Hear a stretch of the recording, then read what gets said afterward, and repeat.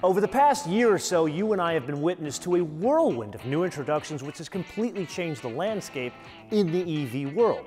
Two standouts, the Hyundai Ioniq 5 and the Kia EV6, which is an incredibly good reason for us to spend more time with the Kia EV6, but this time, the one with two motors and all-wheel drive.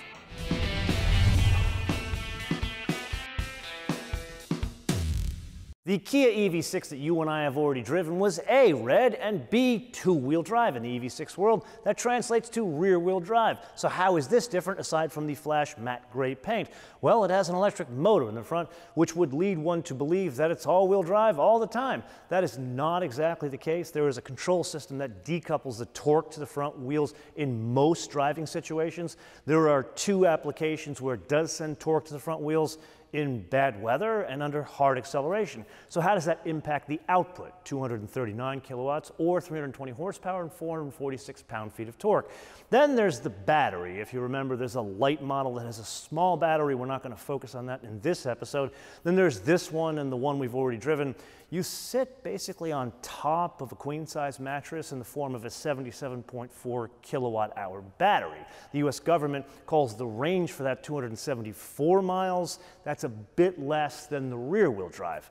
Then there's really what this is all about, and that is the 800-volt architecture. What does that mean to you and I? Much faster charging. So working in conjunction with the onboard 10.9 kilowatt charger on a level 3 DC charger, it can go from 10% to 80% in 18 minutes. Now, how does that impact the performance figures? 0 to 60, that's interesting. It goes down from 7.2, nothing really to write home about, to 5.1 for a Kia. And then the VMAX, that also changes. It goes from 115 miles an hour to 117. And then while I have your attention, many of you complained about the frunk. You said this was not the correct frunk.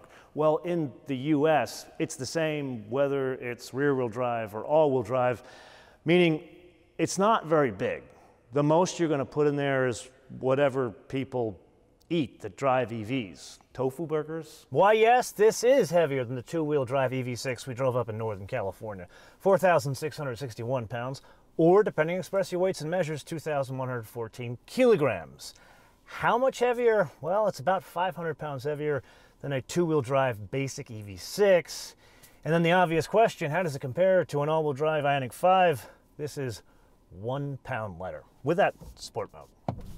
Oh yeah, that makes a huge difference. But were you surprised? Because you and I already experienced the Ioniq 5 in all-wheel drive, and that was downright quick. Then we did the rear-wheel drive in EV6, and it was sprightly, I think, the best way to describe it. But really what's going on here, it's not just the immediacy of the extra acceleration, it's how it works with the personality of the EV6. And here we have to cut to the chase, specifically to driving dynamics. And there was a huge personality difference between this and the Ioniq 5, if you remember.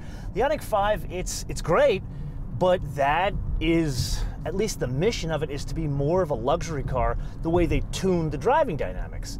This, they tune this for more, it's like a sporty crossover. So when you add in this kind of acceleration on top of a driving dynamic setup that's tuned on the more sporty side of the spectrum, it changes the overall experience of effectively the same platform. Now, before you and I get down the road any further, a recap as to what's attached to that platform.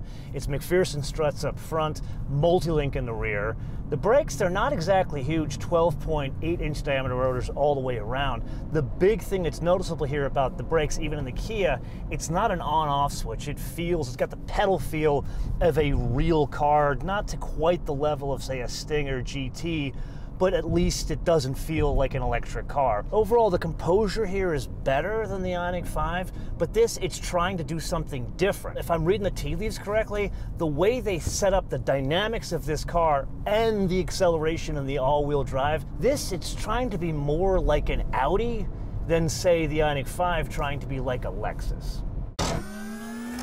Yes, it is indeed that time again to play your favorite game on the Options Game with today's contestant, a baby buggy hiding behind the design of a swoopy-looking car, otherwise known as the Kia EV6. This won the GT line all-wheel drive for a base price of $55,900. Now, you may remember the rear drive version of this same car, $51,200. If it was the most basic rear drive with the small battery, $40,900. To that, we add the color, the steel matte gray. I will admit, it looks pretty cool, but I'm still partial to the red, especially if they would get around to offering a light color interior to have more contrast. Either way, this one is $695. Then the GT line suede seat package. That's an additional $295. The only other thing we add is the destination and handling from Hwaseong, Korea. Excuse me if I have butchered the name of that city. $1,215. Now, why, oh why, oh why, does Hyundai and Kia insist on charging more for destination handling than Porsche from Stuttgart? Which brings us to a total retail price of, built in, $58,105. Being that you and I have already had a good amount of backroad experience with the EV6, let's try something a bit different, take it out to the freeway, and experience something that stands out about the EV6, and that's the ADAS, the Level 2 Autonomy. This, one of the better systems that I've tested in many of the recent cars that are coming out. So it's kind of a simple deal. It works as part of the cruise control system. So let's go ahead and set that. We're set to cruise control. And I've got the sensitivity set down to 1 bar. So you can tell the system, the radar cruise control, to say I want a lot more space between the cars in front of me, or a medium amount of space, or a little amount of space. In this case, let's push it beyond our comfort zone and do only 1 bar. So now that we got that, car is kind of driving itself. And the reason why I wanted to show you this system is, and I probably shouldn't be telling you this, it's less hands-on than other systems you see out there. So like, for example, I recently had the Jaguar Electric that also has Level 2 autonomy. Arguably the worst system that I have absolutely experienced. It can't keep the car in the lane. It just kind of bumps from side to side. You almost get dizzy and you turn the system off. This, it is, I don't want to say it's to the level of the Cadillac Super Cruise system. That's to a different level because the roads are mapped. This system is using sensors, cameras, and doing a fantastic job of not understanding what this car is doing. It displays when a car passes you on that side. Even from the rear, you see it in the display here, so you kind of have an idea of what's going on. Then the head-up display, it takes that bar graph system and then it follows the car in front of you until it's out of, say, harm's way.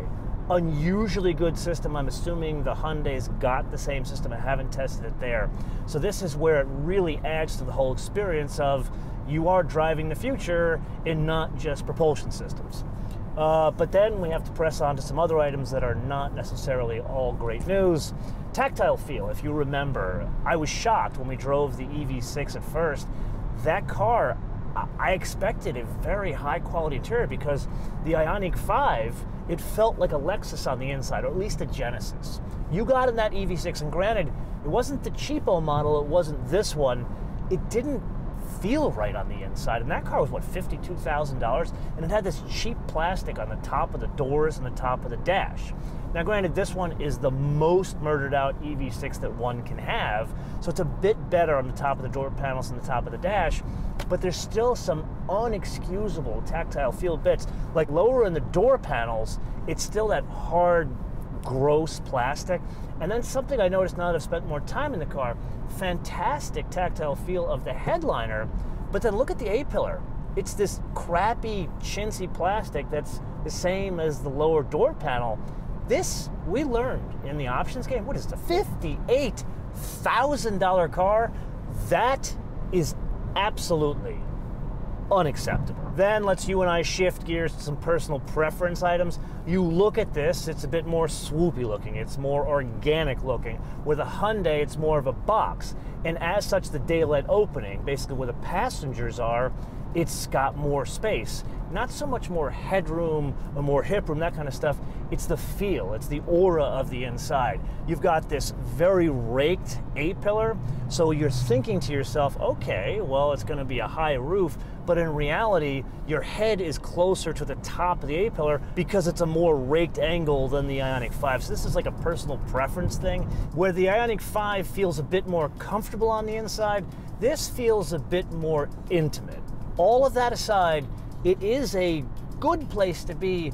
It's just not quite to the level where the Ioniq 5 is, and that surprises me because no other Hyundai Kia product in recent experience have I seen such a delta in the execution of their interiors.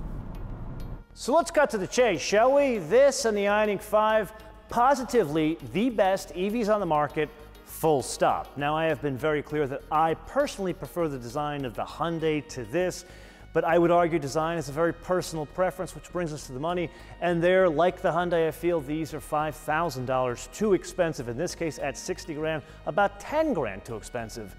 But there, you and I are staring down the barrel of a very unusual time, currently May 2022 when we're shooting this. These, if you can find one, $10,000 to $15,000 over sticker. So maybe I'm wrong.